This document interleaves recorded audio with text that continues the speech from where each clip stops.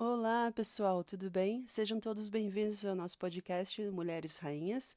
Eu me chamo Isis Ávila e eu agradeço por você estar aqui com a gente ouvindo esse podcast. E hoje eu trouxe para vocês duas partes. Uma é uma curiosidade que eu acho que quem nunca ouviu vai gostar de saber, que está registrado no Diário dos Discursos. No último episódio, vocês comentaram lá na caixinha que gostariam que eu traduzisse algumas coisas sobre o Diário dos Discursos também. Então, eu procurei. Eu acho que eu vou. Cada episódio que eu tiver, eu sempre vou buscar trazer alguma coisa extra, algum detalhe aqui e ali, e aí eu vou compartilhando com vocês e encaixando no assunto. Então, a primeira parte vai ser algo sobre como que Joseph Smith ele devolveu as placas ao Anjo Moroni. É uma história a respeito de uma caverna. Acho que se você nunca ouviu, você vai gostar de saber.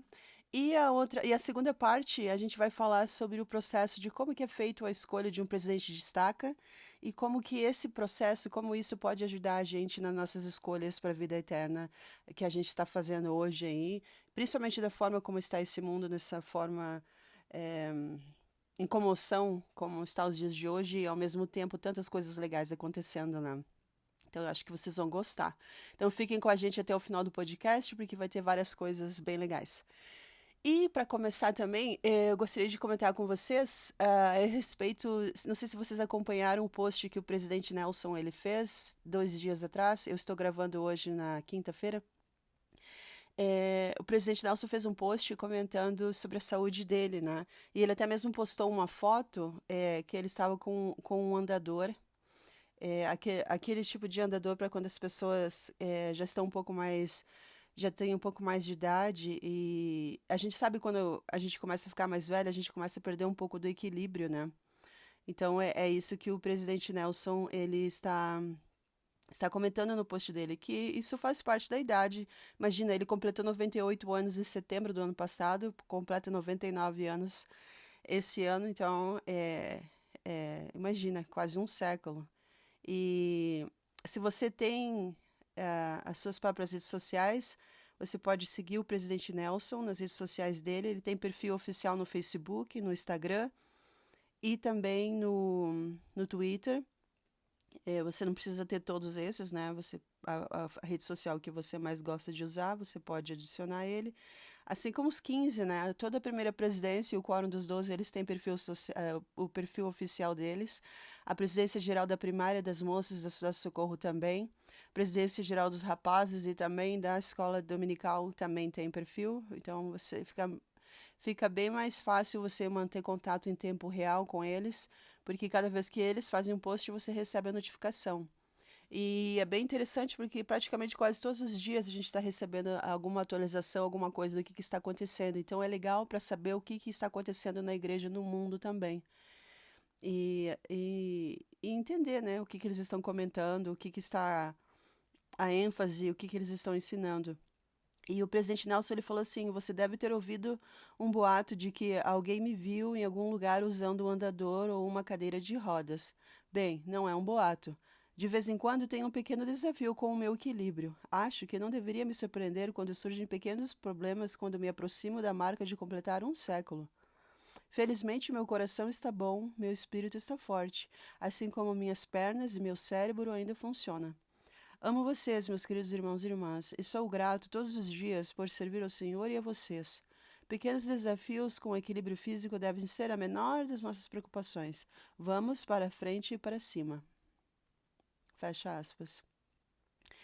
E também comentar rapidinho, se vocês estão acompanhando o post, a igreja publicou fotos e explicou como que está sendo feito. Essa semana está acontecendo a casa aberta do templo de Helena, em Montana, nos Estados Unidos. E esse templo, ele é o primeiro templo construído por módulos, né? Ele é um templo compacto. E é interessante que ele foi todo, claro, tem uma empresa que constrói, está situada no estado do Alabama. A igreja acompanhou todo o projeto, obviamente, foi tudo feito sobre inspiração. É um novo tipo de tecnologia para a construção. E aí o que aconteceu? Eles projetaram, criaram, fabricaram todo esse templo no Alabama, transportaram para o estado de Montana e em menos de 3 semanas eles montaram o templo. Imagina só. Porque o estado de Montana não tem uma população grande de membros da igreja, mas ele é um estado grande, né? Aliás, para quem não conhece, nunca ouviu falar, é mais ou menos assim como o Rio Grande do Sul. Bastante vegetação, bastante fazendas, coisas assim, né? E, e aí, então, para facilitar, para não ficar tão distante, eles só tinham um templo no estado. Agora eles vão ter o segundo, que é esse templo. E ele foi o primeiro, então, construído com esse novo tipo de tecnologia. E eles explicaram, então, nesse artigo no site oficial da igreja, como é que funciona, como é que foi montado. E eles até comentaram que a forma tão rápida como o presidente está anunciando tanto templos, o senhor teve que inspirar eles usando a tecnologia de hoje para construir mais rápido esses templos também. Porque imagina, um templo. E também, gente, não faz sentido colocar um templo do tamanho de, por exemplo, o templo de Lago Salgado ou o templo de Washington, D.C., que é um templo enorme. Não faz sentido colocar um templo gigante numa área onde a população de membros da igreja não é tão grande, né? E também os custos para manter um templo grande são enormes, né? E também o número de pessoas para servir num templo grande, imagina, você precisa de um número grande de pessoas. Eu agora estou servindo como missionária de serviço, mas até eu ser chamada, eu estava servindo como oficiante do templo e eu servi por quase 17 anos. Então, imagina, você precisa de muita gente para servir num templo, desde oficiantes, a presidência, ao pessoal que cuida da manutenção, ao pessoal que cuida do jardim. Tem tantos detalhes que às vezes você vai no templo, vai na pressa, não, você não para assim, às vezes, para imaginar, né, quanto é necessário ali nos bastidores para que tudo aquilo ali esteja acontecendo.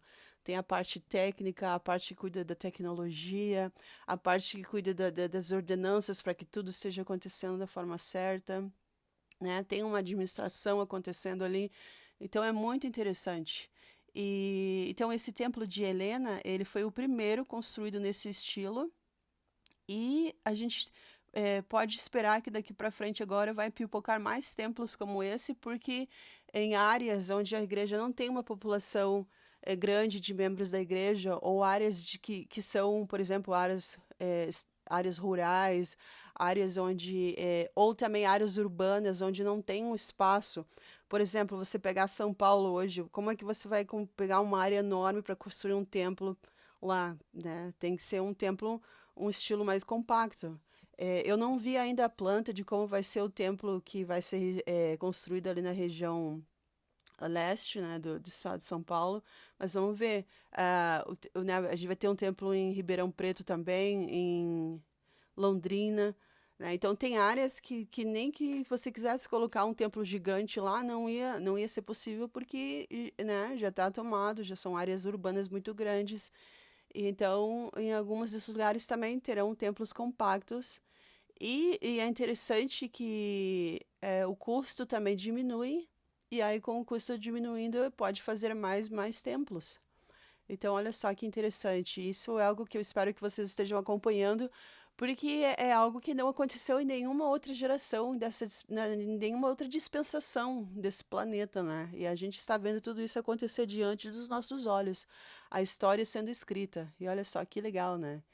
Então acompanhe aí, se vocês não buscaram ainda, não viram essa notícia, está no site oficial da igreja, do Church News em português. Se você é um brasileiro que mora em qualquer outra página, qualquer outro país do mundo, qualquer parte do mundo, você pode acessar na internet, né, o Church News em português. Também, se você é um membro da igreja em Portugal, ou Cabo Verde, ou qualquer outro país da África que fala português, também tem os sites da igreja em português, e vocês recebem o Church News em português também. E é muito legal ver as fotos, a igreja colocou vários detalhes lá para quem quiser acompanhar. E quem sabe aí e quem sabe esse ano ou nos próximos anos vai ser anunciado aí perto de você um desses templos compactos, né? Lembrando que o Elder Bednar, também, alguns dias atrás, ele falou que a gente tem que sempre lembrar que não importa o tamanho, todo templo é um templo, é a casa do Senhor. E sendo a casa do Senhor, a gente tem que ter respeito e a gente também não tem que ficar comparando, né? Tamanho de templo, o estilo, isso, aquilo. Cada templo ele tem a sua peculiaridade, tem a sua particularidade de acordo com onde ele está. E a igreja sempre tem essa conexão com a cultura local, com o que está acontecendo ali no local, na área, né? Mantém todo o simbolismo, mas também respeita e tem muito contato com a cultura local, tudo o que está acontecendo, isso é muito interessante. Então, cada templo é único. E para o Senhor não existe templo grande, templo pequeno, templo compacto, mini templo, não, tudo é a casa do Senhor, tudo é a mesma autoridade, todos são as mesmas ordenanças, é o mesmo padrão. E a gente precisa lembrar disso e sempre manter o respeito, não tratar o templo de uma forma casual e sempre lembrar de que o que acontece no templo é para nos aproximar, para nos ajudar a nos tornar melhores discípulos do Salvador e permanecer no caminho do convênio e retornarmos à presença do nosso Pai Celestial. Esse sempre que falarmos do templo, a gente tem que lembrar do Salvador, né? Então não tem comparação entre esse templo é assim, aquele templo é assado. Não. Todos os templos são a casa do Senhor e todos eles nos preparam e nos levam a Cristo e Cristo nos leva ao Pai. Essa é a grande meta, tá bom? Vamos falar então sobre o jornal de discursos que eu trouxe para vocês. Então, no capítulo 19 do Jornal de Discursos, está comentando a respeito de o que Brigham Young ele falou a respeito de como que Joseph devolveu as placas, né? E também no diário de Wilford Woodruff, ele também comentou o mesmo assunto. Então, a gente tem duas fontes oficiais a respeito do mesmo assunto. E aí eles falam assim... Aliás, se você não sabe, o Wilford Woodruff, ele manteve um diário tão detalhado que por um tempo a igreja, o manual missionário se baseava pelas experiências dele, né? De tão detalhado que o presidente Woodruff, ele tinha o diário dele. Hoje a gente usa o pregar no evangelho, né? Mas durante um tempo no passado, o manual missionário era um pouco diferente e muita coisa era baseada nos detalhes de quão detalhista e constante ele era com o diário dele. Então, ele registrou no dia 11 de dezembro de 1869 o seguinte, abre aspas, ele fala que eles estavam na Escola dos Profetas. Se você não sabe o que é a Escola dos Profetas, você pode falar com o seu professor do seminário ou do instituto, porque a gente já falou sobre isso nas aulas do seminário e instituto e é bem interessante. Várias coisas da história da igreja aconteceram na Escola dos Profetas você pode acompanhar melhor lá, então eu não vou explicar muito aqui. Mas deem uma pesquisada, entendam o que aconteceu na Escola dos Profetas, porque foi muito legal. Aí ele fala assim, abre aspas, o presidente Brigham Young disse em relação à devolução das placas do livro de Mórmon, como que Joseph Smith ele fez, e que ele não as devolveu à caixa de onde ele havia retirado elas. Mas ele, sim, ele entrou em uma caverna na colina do Monte Cumorah, ele e Oliver Cowdery, e eles então depositaram aquelas placas sobre uma mesa, e naquela mesma sala havia depositado uma grande quantidade de placas de ouro contendo vários registros sagrados. E ele comenta que quando eles visitaram aquela sala pela primeira vez, a espada de Labão estava pendurada na parede, e quando a visitaram pela última vez, a espada foi retirada da bainha e colocada sobre a mesa. E um mensageiro, que era o guardião da sala, os informou que aquela espada nunca seria devolvida à sua bainha, até que o reino de Deus fosse estabelecido na terra e até que reinasse triunfante sobre todos. Joseph Smith disse que aquela caverna continha toneladas de tesouros e registros selecionados. Fecha aspas. Então, a outra fonte dessa mesma história é quando Brigham Young ele estava em Farmington, Utah, e ele estava organizando uma estaca no dia 17 de julho de 1867. E Brigham ele estava contando um pouco sobre a história da vida de Oliver Cowdery, e aí ele falou assim, abre aspas, acredito que tomarei a liberdade de contar-lhes outra circunstância que será tão maravilhosa quanto qualquer outra. Este é um incidente na vida de Oliver Cowdery, mas ele não tomou a liberdade de contar certos detalhes nas reuniões, assim como eu estou fazendo agora. Digo essas coisas a vocês e tenho um motivo para fazê-lo. Quero levá-los aos ouvidos de meus irmãos e irmãs e também das crianças, para que cresçam e compreendam algumas coisas que parecem estar totalmente escondidas da família humana. Oliver Cowdery acompanhou o profeta Joseph quando ele depositou essas placas. Joseph não traduziu todas as placas, havia uma parte que ainda permaneceu selada. O que você pode aprender sobre isso no livro de Doutrina e Convênios. Quando Joseph recebeu as placas de ouro, o anjo o instruiu a carregá-las de volta ao Monte Cumora. Foi o que ele fez. Oliver disse que quando Joseph e ele chegaram no topo da colina, no Monte Cumora, ele se abriu e eles entraram então em uma caverna, na qual havia uma sala grande e espaçosa. Ele disse que não pensou muito na época, se eles tinham a luz que havia era a luz do sol ou uma luz artificial, mas ele disse que a sala estava tão clara quanto o dia. Eles colocaram as placas sobre a mesa, e era uma mesa que ficava mais ou menos no centro da sala.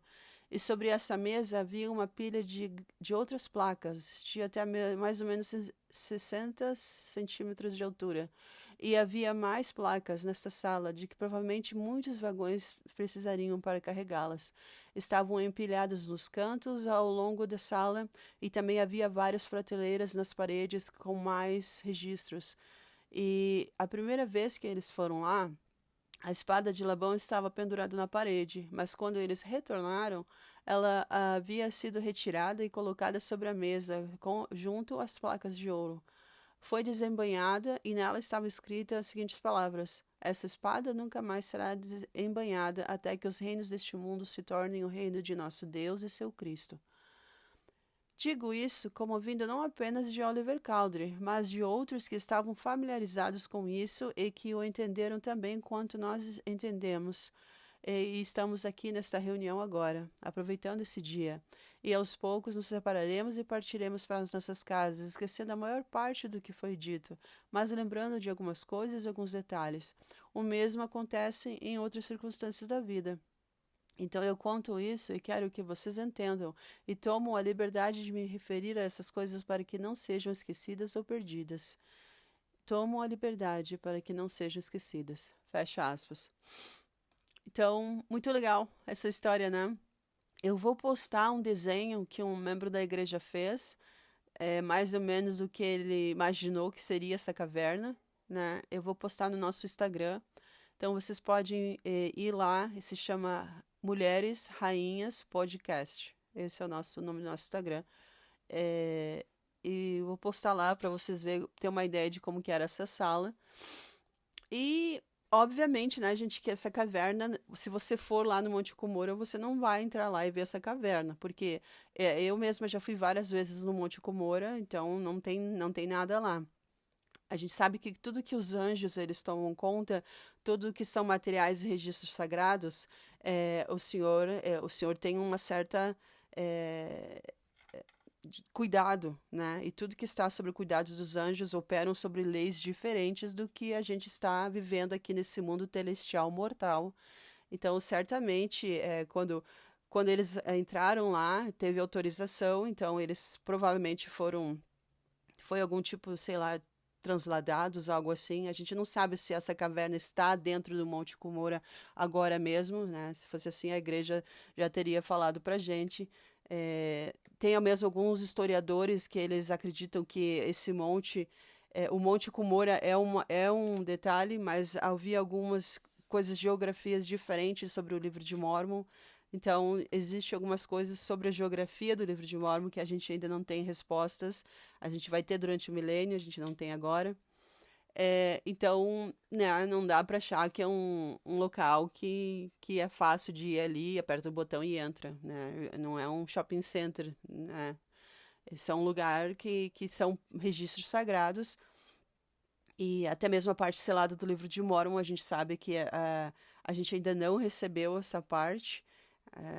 No momento, né, alguns líderes da igreja falam que isso vai acontecer durante o milênio, né? E a gente tem que estudar a parte que a gente tem agora. A gente não está nem estudando o que a gente tem agora. Imagina receber a parte, né, mais receber mais detalhes ainda se a gente não está vivendo nem o que a gente já tem, né? Então, não fiquem, a gente não precisa ficar nervoso, ansioso ou afobado. Todas as coisas vão acontecer ao seu tempo e quando acontecer, essa parte selada, assim como a gente recebeu, né, o livro de Mórmon pelo mão do profeta vivo na época que foi Joseph, quando a gente receber a parte selada do livro de Mórmon, a gente vai receber pela mão do profeta vivo e vai vir pela linha da autoridade da igreja, a linha correta. Então a gente não precisa ficar preocupado que quando chegar o momento a igreja vai publicar e todo mundo vai saber e a gente vai receber. Não vai ser nada feito oculto ou segredo ou coisas assim. O que acontece é que agora não é a hora, e também a gente sabe que quando as 10 tribos retornarem do norte, eles trarão também os registros deles. Então a gente vai receber outros registros também, a gente vai ter outras escrituras adicionais que serão traduzidas e entregues para nós. Então tudo isso vai acontecer no tempo do Senhor. A gente tem que fazer o melhor que a gente puder com as escrituras que a gente tem agora e aguardar que os servos autorizados do Senhor nos entreguem quando chegar o momento esses outros registros, né? Mas é muito legal saber que existem. E na época de Joseph, lá no início dessa dispensação, teve várias pessoas que não eram membros da igreja que até foram cavocar lá no Monte Cumora. Se você olhar os jornais da época, tem várias notícias dizendo que as pessoas iam lá, tentavam achar outras coisas, né? Porque eles sabiam que Joseph tinha as placas, tentaram roubar as placas de Joseph várias vezes. A gente estudar a história da igreja, né? A gente lê assim vários momentos que ele teve que se esconder, ele teve que esconder as placas. Algumas vezes até o próprio Moroni teve que voltar e ajudar ele, transportar as placas de um lado para o outro, porque estava bem perigoso. Então, é bem interessante tudo que aconteceu e o preço que os pioneiros pagaram para que a gente pudesse ter o livro de Mórmon hoje. Então, que a gente possa ler o livro de Mórmon, que a gente possa estudá-lo diariamente. O presidente Nelson, ele tem falado várias vezes, né, que a gente tem que ter o livro de Mórmon e estudá-lo. Não é só por simplesmente ler o que está ali, a gente tem que aprender, conhecer o que está nas entrelinhas, conectar o que está escrito ali com a Bíblia, conectar com o Doutrina e Convênios e Pérola de Grande Valor. E lembrando que o poder também, a promessa do livro de Mórmon é que ele é o livro que tem o poder de nos levar a Cristo mais do que qualquer outro livro que exista na Terra. Então, além do que nós aprendemos sobre com o livro de Mórmon, existe também um espírito que está conectado, né? Porque ele é um livro missionário. Então, o livro de Mórmon ele tem esse poder espiritual de nos conectar a Cristo. Por isso que mais do que a gente não pode deixar esse livro de lado, a gente precisa usar ele como se fosse assim, por exemplo, você tem um Wi-Fi. O que o Wi-Fi nos faz? Eles ajudam a conectar as coisas que estão na internet, né? O livro de Mórmon ele é uma espécie de, digamos assim, usando uma metáfora bem grotesca, ele é uma espécie de Wi-Fi celestial que nos ajuda a conectar e conhecer Cristo. Conhecer quem é. As pessoas falam muito de Jesus Cristo nos dias de hoje. Tem pessoas que fazem dinheiro na internet falando a respeito de Cristo, mas as pessoas não sabem quem é Cristo. Porque como é que você conhece Cristo quando você faz convênios? Aí sim, os mistérios de Deus começam a ser revelados. Por quê? Porque aí então a gente começa realmente a conhecer Jesus Cristo e trazer esse poder para as nossas vidas. Você olha o presidente Nelson e você imagina, nossa, como é que ele, que grande homem ele é. Você vê que ele tem uma conexão, que o presidente Nelson sabe quem é o Salvador de Jesus Cristo.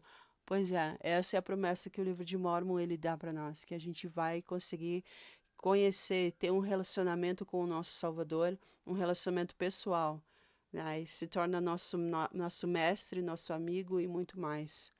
Então, mais do que simplesmente citar o que está escrito lá nas Escrituras, a gente tem que conhecer o Salvador. A gente tem que saber o caráter, saber quem ele é, o que ele faria e diria se estivesse pessoalmente no nosso lugar, nas situações diárias da nossa vida. E quando a gente for no templo, a gente saber ver além da apresentação da investidura. A gente saber entender todo o simbolismo que tem lá e ver o Salvador em cada palavra, em cada gesto, em cada movimento, em cada peça do vestuário que usarmos lá, tudo nos conectar a Cristo, nos ajudar a conhecer. E aí, então, quando nós conhecemos a Cristo, nós entendemos a doutrina de Cristo, Cristo nos apresenta ao Pai. Por isso que a gente precisa do livro de Mórmon, tá bom? E agora, então, vamos para a nossa segunda parte desse episódio de hoje. E eu já convido você, se você não deu um like ainda nesse vídeo, por favor, vai lá e dá um like. Se você não fez um comentário na caixinha, por favor, comenta ali na caixinha se você gostou dessa história a respeito da caverna, se você quer mais detalhes, coisas interessantes ou assuntos ou citações que eles compartilham no diário dos discursos, nos próximos episódios, comentem ali. Por favor, também compartilhem esse link com os amigos de vocês, nos grupos de WhatsApp, no Telegram, os grupos aí que vocês usam, para que mais membros tenham acesso a essas informações. Por quê? Porque aí a gente tem mais pessoas para conversar, mais pessoas para comentar, a gente não precisa ficar dependendo de não membros para ter assunto, né? A gente conversa entre nós. A gente tem a meta de estabelecer Sião, então a gente tem que se fortalecer e ser amigos entre nós, entre os membros da igreja. E também a gente tem que estar pronto para responder todas essas coisas, porque quando começar o milênio, a gente sabe que a obra missionária vai ser tão grande como nunca foi antes na Terra. A gente vai precisar responder perguntas para as pessoas que virão para a igreja e virão em massa. A gente vai precisar responder coisas a respeito do templo, as pessoas que virão para a igreja também, isso será um grande número. Então, quanto mais detalhes, mais coisas a gente conhecer, melhor vai ser a nossa ajuda, né, que a gente vai oferecer a essas pessoas que virão para a igreja no início do milênio. E oxalá que a gente esteja aqui, né, que a gente veja a segunda vinda e a gente esteja aqui para o início do milênio. Eu gostaria de estar deste lado do véu, mas se o senhor achar que eu vou servir mais do outro lado, tudo bem. Mas claro que seria legal estar aqui e ver o Salvador e todas as mudanças que irão acontecer nesse planeta, né? Tá bom, então agora nesse segunda parte, eu trouxe para vocês um discurso que o Elder Alvin Meredith III compartilhou. Ele falou a respeito de receber revelação para as decisões da vida. E algo interessante sobre... Ele compartilhou esse discurso uns 3 meses atrás, na BYU, Idaho. E é interessante que ele foi chamado essa semana mesmo, né, como o novo presidente da BYU Idaho também. O presidente Eyring, que é o filho do presidente Eyring, ele terminou o tempo dele como presidente da BYU Idaho e agora quem vai assumir vai ser o Elder Alvin Meredith III. E para vocês aí que fazem BYU Pathway, é com ele que vocês vão ter contato a partir de agora, né? E quando vocês transferirem diretamente para BYU Idaho Online. Aliás, se você é um estudante da BYU Online, meus parabéns. Muito obrigado pelo exemplo e a sua decisão de ter educação secular e principalmente por investir em uma universidade da igreja. É a melhor decisão que você poderia ter feito e eu parabenizo você por isso. E vamos lá, então. Nesse discurso, o presidente, agora, né, o presidente Meredith III, ele compartilhou, então, como que é o processo de chamar um novo presidente de estaca e como que a gente pode aprender como funciona esse processo e como que a gente pode aplicar alguns passos para a gente aprender a receber revelações para nossa vida. Eu acho que vocês vão gostar de alguns detalhes que ele compartilhou, foi bem interessante. E ele começa assim: você está vivendo na década da decisão. Nos próximos 10 anos de sua vida, todos vocês tomarão grandes decisões e escolhas importantes que influenciarão muito o caminho e a trajetória da sua vida aqui, na mortalidade e na eternidade. Algumas dessas escolhas estão entre o certo e o errado. Não vou falar sobre como fazer esses tipos de escolhas hoje. Além de dizer, escolha o certo, obviamente. Mas vou falar sobre como tomar grandes decisões na vida, nas quais você frequentemente escolhe entre 2 ou mais situações que são boas. Como você escolhe entre o que é bom e o que é bom? Levante a mão se você espera, nos próximos 10 anos, tomar qualquer uma das seguintes decisões: ir para a missão, qual curso estudar na faculdade, qual carreira seguir, com quem se casar, qual oferta de emprego aceitar, onde irá morar. Se você ainda não levantou a mão, levante a mão se seus pais esperam que você tome uma dessas decisões nos próximos 10 anos. Embora essas não sejam decisões de natureza moral, são decisões para as quais você desejará buscar orientação celestial, até mesmo revelação pessoal. Uma ilustração maravilhosa dos princípios para receber revelação para grandes decisões da vida é o processo de como é chamado um novo presidente de estaca. Normalmente, 2 setentas, ou às vezes um apóstolo e um 70, são designados pela presidência do Quórum dos 12 Apóstolos para reorganizar a presidência da estaca.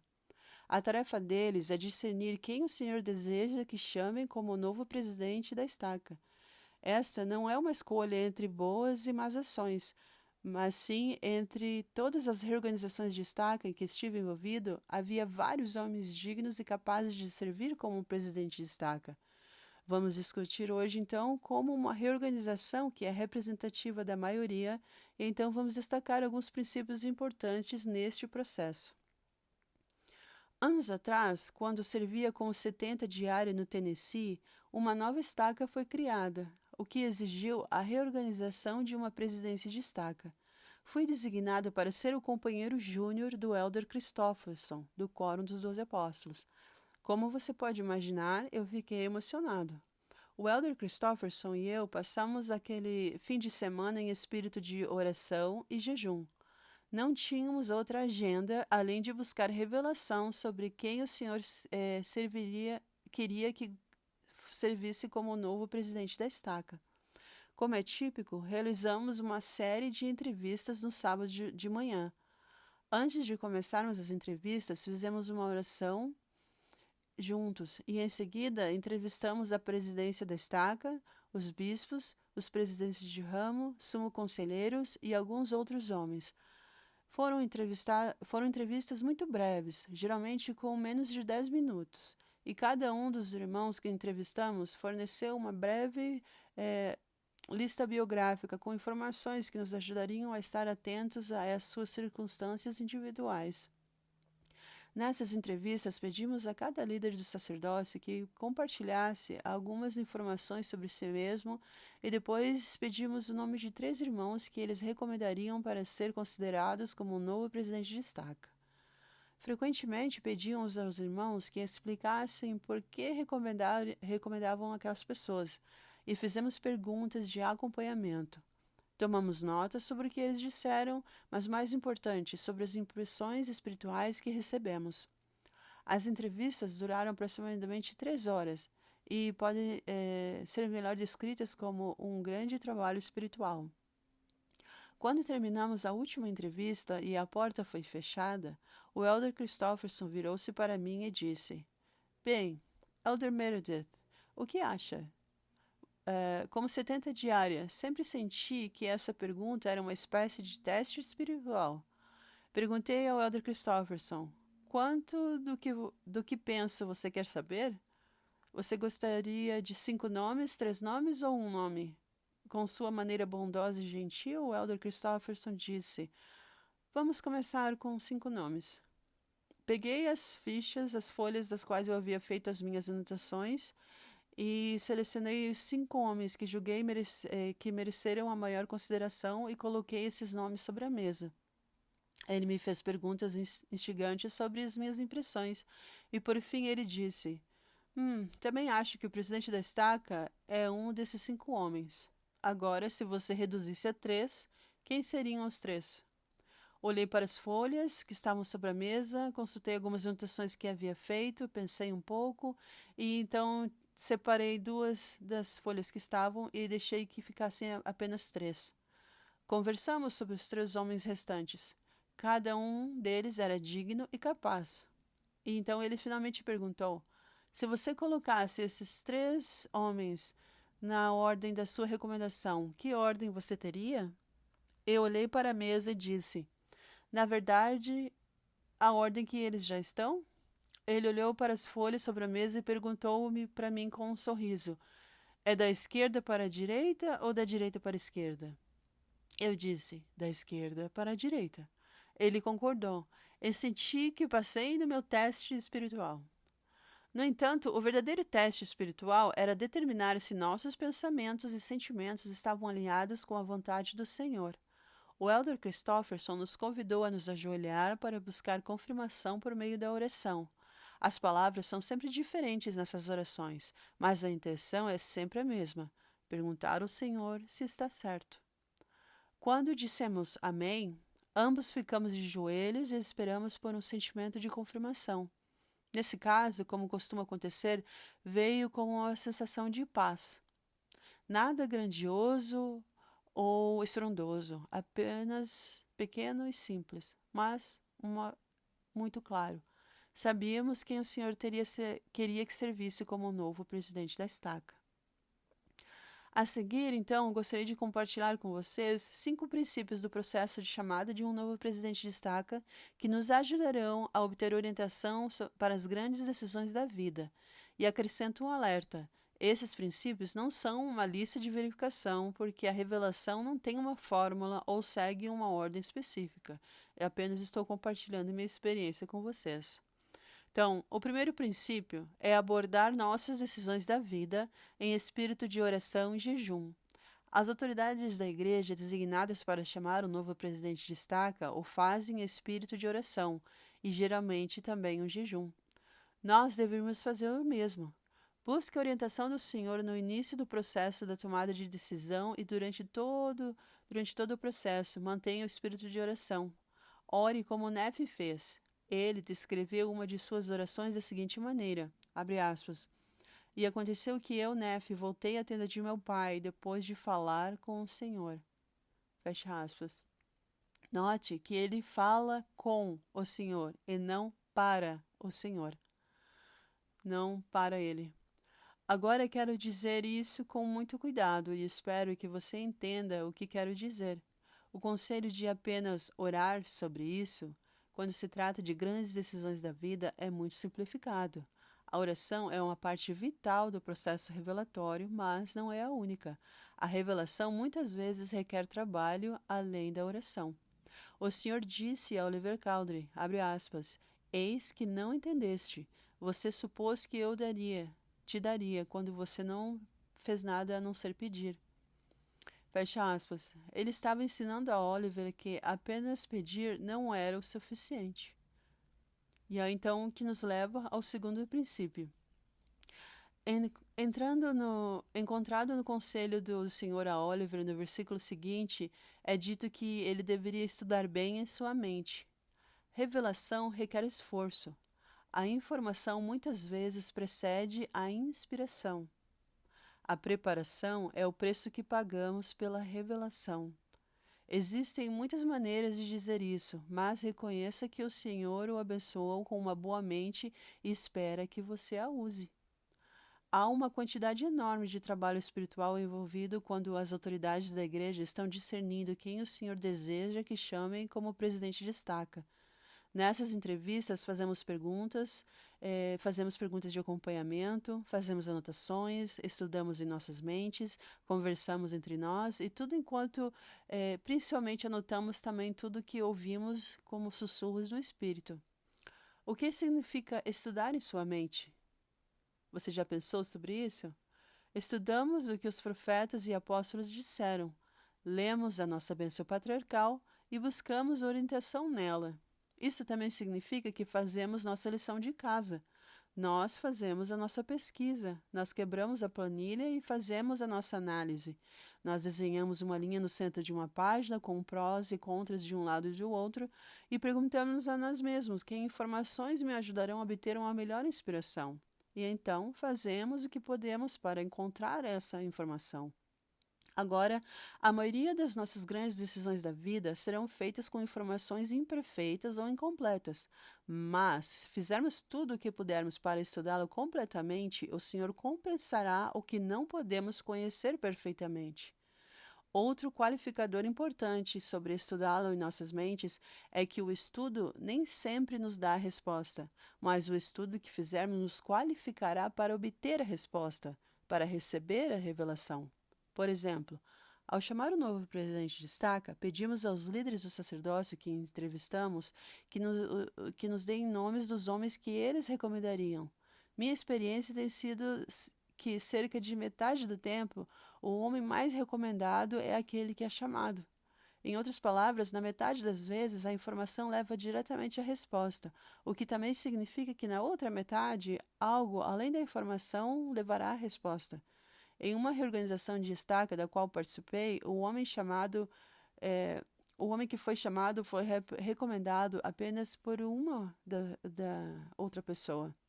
Então, vou afirmar novamente: o Senhor espera que usemos a nossa mente, que estudemos as coisas, que façamos as nossas pesquisas e que tenhamos em mente que o estudo do que fazemos é uma parte vital para poder obter revelação.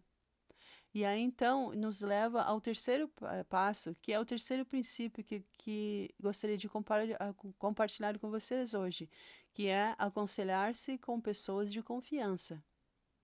Uma parte importante do processo de chamar um novo presidente de estaca é que duas autoridades são designadas para estarem juntas para discernir a vontade do Senhor. Isso permite que eles se aconselhem. Esse aconselhamento é inestimável. Até mesmo um apóstolo se aconselhará com seu companheiro júnior, como o Elder Christofferson fez comigo. Ao tomar grandes decisões na vida, aconselhe-se com pessoas que o amam e que são sábias. Alma incentivou Corianton a aconselhar-se com seus irmãos mais velhos e mais sábios. Quem escolhemos aconselhar terá uma influência considerável na qualidade das decisões que tomarmos. Portanto, aconselhe-se com pessoas de confiança, pessoas justas, pessoas que conhecem e que seguem ao Senhor. Se somos casados, nos aconselhamos com os nossos cônjuges. Se os nossos cônjuges, por alguma forma, não forem membros da igreja, precisamos discernir e perguntar ao Espírito e até mesmo a ajuda dos nossos líderes, se for o caso. Além de aconselhar-se com pessoas que nos amam, também é útil aconselhar-se com pessoas que tenham alguma experiência da decisão que estivermos tomando. Se você está pensando, por exemplo, em se tornar um dentista, converse com alguns dentistas e algumas pessoas que estão na faculdade de odontologia. Ou, por exemplo, irmãs, se vocês estiverem pensando em servir em uma missão, aconselhe-se com a sua família e também suas líderes e algumas das missionárias retornadas da sua área. Converse com elas. Quando procuramos conselho, não procuramos pessoas que nos digam o que fazer. Não mesmo. Nós estamos apenas procurando obter ajuda sobre como pensar sobre nossa decisão, como receber mais informação e as opções que estamos considerando. E aí então perguntamos às pessoas de confiança: o que devo pensar e considerar ao tomar essa decisão? O que você acha que são os prós e contras de cada uma das opções que eu estou considerando? E aí então nós fazemos a nossa própria decisão, que leva então ao quarto passo, que é o princípio de decidir. Depois de orar, estudar e aconselhar, eventualmente devemos decidir. Às vezes teremos fortes impressões espirituais que nos levarão à decisão. Outras vezes, porém, podemos não ter essa forte impressão espiritual até que decidamos. Por exemplo, ao chamar um novo presidente de estaca, a confirmação espiritual final muitas vezes vem depois que tomamos uma decisão em nossa mente e depois buscamos a segurança espiritual. Às vezes, o próprio ato de decidir é a expressão de nossa fé necessária para obter a revelação. Vemos esse princípio na história de Josué, conduzindo os filhos de Israel sobre o rio Jordão. Eles chegaram ao rio com a promessa de que as águas se abririam e eles poderiam atravessá-lo em terra seca. Se tivessem esperado apenas nas margens do rio que a água se abrisse, teriam esperado muito tempo. Mas as Escrituras nos dizem que os pés dos sacerdotes que levavam a arca foram mergulhados na borda da água, e as águas então se abriram. E todos os israelitas passaram e caminharam a seco. Eles entraram na água antes que ela se separasse. Às vezes devemos decidir e dar um passo à frente antes que os céus se abram e recebamos orientação. Anos atrás, minha empresa me ofereceu um novo emprego em Hong Kong. Fazer uma mudança internacional com uma família é uma grande decisão na vida. Naquela época, o nosso filho mais velho tinha 10 anos e minha esposa Jennifer estava grávida de 6 meses do nosso sexto filho. Eu também servia como presidente da estaca na época, e foi assustador saber que essa decisão afetaria não somente a mim, mas também as pessoas que mais amo, a minha família. Teria sido fácil ficar paralisado pela indecisão. Esse foi um momento estressante e ansioso para nós. Oramos, estudamos, aconselhamos-nos com a família e os líderes da igreja, mas ainda assim não conseguimos obter uma resposta clara. Então, nós, minha esposa e eu, decidimos agir. Avançamos até onde pudemos, sem fazer um compromisso final. E foi só então que ficou claro que essa seria uma boa mudança. Mas não uma mudança fácil, mas uma boa mudança para nossa família. Ao contemplar as grandes decisões da vida, é fácil ficar paralisado pela análise ou pela indecisão. Não fiquemos tão ansiosos para que pareçamos que paremos de avançar com fé ou que evitemos tomar uma decisão. Conforme discutido anteriormente, a análise, o estudo e aconselhamento são partes essenciais do processo revelatório, mas lembre-se de que a revelação geralmente vem quando estamos em movimento, não quando estamos ociosos. E isso me leva então ao princípio final, ao qual é orar e ouvir a confirmação de nossa decisão. Às vezes, essa confirmação virá em um curto período de tempo, mesmo quando estivermos de joelhos. É assim que acontece quando as autoridades gerais da igreja buscam confirmação sobre quem decidiram chamar como presidente de estaca. No entanto, para as grandes decisões da vida, você provavelmente descobrirá que a revelação não vem quando estamos de joelho, mas é revelada gradualmente ao longo do tempo. Amanhã será o 26º aniversário do meu primeiro encontro, do meu primeiro date com a minha esposa Jennifer. Nós marcamos um encontro às cegas, fomos marcados em um encontro às cegas por alguns amigos que tínhamos em comum, o que em inglês chamamos de blind date. E quando fui buscá-la, ela atendeu a porta e, para minha surpresa, quando ela abriu a porta, ela estava vestindo uma roupa horrenda de poliéster. E falando horrenda, eu estou sendo gentil. Ela havia comprado a roupa em uma data anterior por numa loja de $1, R$ 1. E uma roupa usada, tipo num brechó. E, e duvido que ela tenha pago mais do que R$ 1 por isso. A calça era quase numa cor turquesa fluorescente. E a parte de cima era uma blusa listrada com misturas de cores que jamais deveriam ser usadas juntas. Ela estava me testando para ver se eu tinha um senso de humor. Felizmente, ela trocou de roupa antes de sairmos do seu apartamento. Ela fez comigo uma pegadinha. Namoramos por 16 meses antes de nos casarmos. Bem, para ser sincero, nós namoramos por 16 meses porque houve alguns rompimentos. Minha esposa é a melhor pessoa que conheço. E conheço realmente bastante pessoas que são realmente boas. Mas, por mais incrível que ela seja, nunca tive um coro de anjos descendo do céu e cantando para mim que ela era a única. Nós namoramos, conversamos, terminamos e voltamos algumas vezes, fomos juntos a Serões, estudamos juntos, fomos esquiar, conhecemos as famílias um do outro, e com o tempo, o acúmulo de pequenas e silenciosas garantias me fez perceber que ela era alguém que me fazia ter pensamentos mais elevados. Ela me inspirava a ser melhor. Ela me ajudava a aspirar os meus feitos com mais nobres e me fazia desejar ser melhor do que era. E eu realmente a amava também. Isso é o que eu esperava em uma esposa. Sinto que houve orientação celestial em estar juntos? Absolutamente. Houve alguma manifestação singular disso? Não. A confirmação do Espírito Santo, a questionamentos sinceros sobre as decisões da vida, costuma ser um processo e raramente um evento. Preste atenção àquelas pequenas e simples garantias espirituais que geralmente surgem com o passar do tempo. Esteja atento. Além desses princípios, vamos abordar 3 questões que surgem com frequência sobre a revelação para as decisões da vida. A primeira é: como reconheço o Espírito? A segunda é: O que eu faço se não sinto uma resposta? E a terceira, e se eu me sentir diferente depois?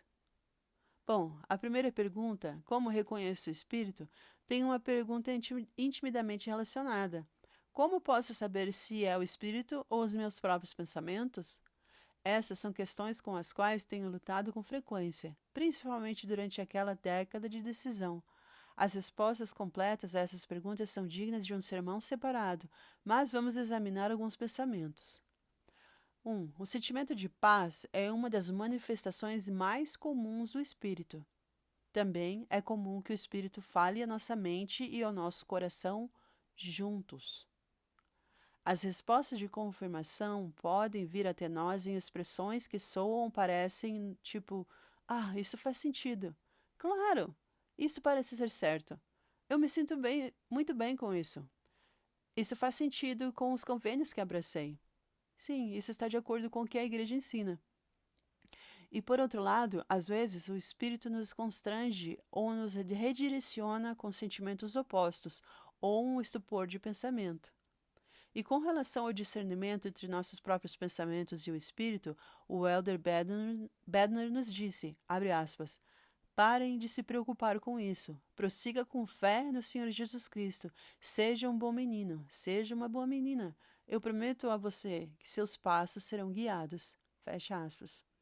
Esse conselho é uma boa continuação para a segunda pergunta. E a segunda pergunta é: o que faço se não sinto uma resposta? Você já deve ter tido um momento em que teve uma pergunta importante e sentiu que os céus estavam fechados?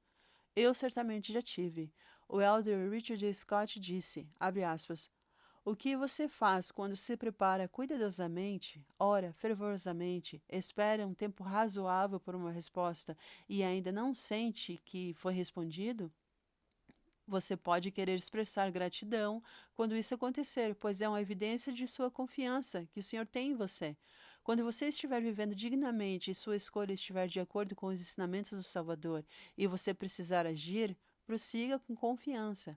Quando você está vivendo em retidão e agindo com segurança, Deus não permitirá que você vá longe demais sem uma impressão de advertência dada a você, se você estiver tomando a decisão errada. Fecha aspas. Isso é uma coisa difícil para alguns de nós. Se você é como eu, que deseja orientação celestial, especialmente para as grandes decisões da vida, bom, eu sei que é uma coisa estranha de dizer no meio de uma palestra sobre receber revelação pessoal, mas às vezes Deus simplesmente quer que usemos o nosso arbítrio e o nosso melhor julgamento. Simplesmente isso. As Escrituras ensinam, pois eis que não é adequado que eu mande em todas as coisas, pois aquele que é compelido em todas as coisas é um servo preguiçoso e não um servo sábio. Portanto, ele não recebe nenhuma recompensa. Quando o irmão de Jared buscou orientação sobre como obter ar e luz para os barcos que estava construindo, o Senhor deu-lhe orientação celestial, orientação específica a respeito de como receber o ar. Mas quando veio a questão a respeito da luz, ele fez o irmão de Jared usar o seu arbítrio. O irmão de Jared avançou sem nenhum registro ou orientação celestial. Ele começou a trabalhar usando sua mente e fundiu da rocha 16 pedrinhas. Ele então carregou aquelas pedras sobre o cume do monte, e o que deu ainda mais trabalho, porque ele precisou agir. E aí então, depois, o irmão de Jared usou seu arbítrio, o seu bom senso, e então pediu ao Senhor que tocasse as pedras e que tornasse que elas tivessem luz. E aí então o Senhor abençoou o plano do irmão de Jared. Nós devemos oferecer orações e trabalhar para nos qualificarmos para a revelação. Mas, se não sentirmos nada e precisarmos agir, prossigamos com fé e usemos o nosso arbítrio e a nossa bom senso na nossa mente. Seja grato porque o Senhor confia em você. E o Senhor te redicionará se você seguir na direção errada. Confie nele, ele não vai deixar você viajar muito longe sem avisar. Prossiga com confiança e esteja atento ao que o Espírito te disser. A terceira pergunta, então, que é: e se eu me sentir diferente mais tarde? Isso pode acontecer, e com certeza já aconteceu comigo também. Enquanto eu estava na pós-graduação, recebi 2 ofertas de empresas que senti que ofereciam oportunidades semelhantes. Depois de estudar, aconselhar-me e orar, minha esposa e eu não conseguimos discernir qual oferta seria melhor para nossa família. Chegou a hora de dar uma resposta às 2 empresas, então eu escolhi uma e planejei seguir em frente. Durante o processo de recrutamento anterior, o recrutador de outra empresa me persuadiu a prometer que eu ligaria para ele primeiro, independentemente do que eu decidisse. Eu queria manter minha palavra, então liguei para ela primeiro. Felizmente, ela não atendeu e fiquei aliviado por poder cumprir minha promessa com uma mensagem de voz.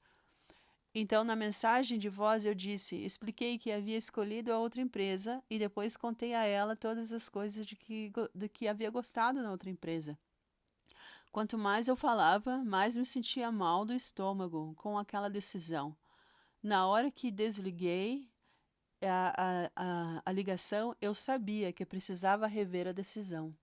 Liguei para minha esposa e pedi que ela viesse ao meu trabalho para orar comigo.